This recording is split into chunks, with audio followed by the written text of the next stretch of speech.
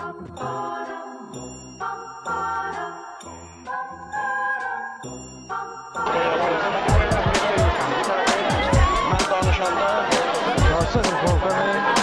təsərrüfatını stimullaşdırmaq üçün subsidiyalar verilir.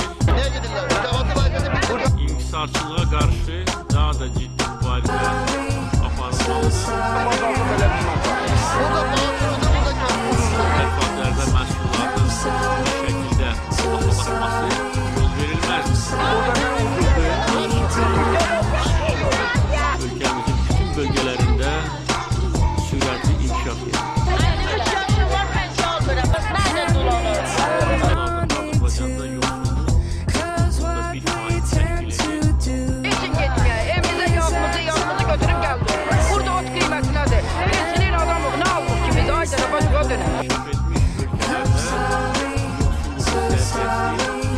dəhşəti bundan artıq olur.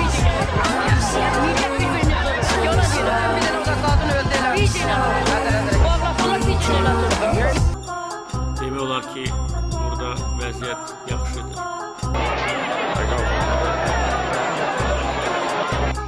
Süd və süd məmulatları 85% Azərbaycanda istehsal olunur.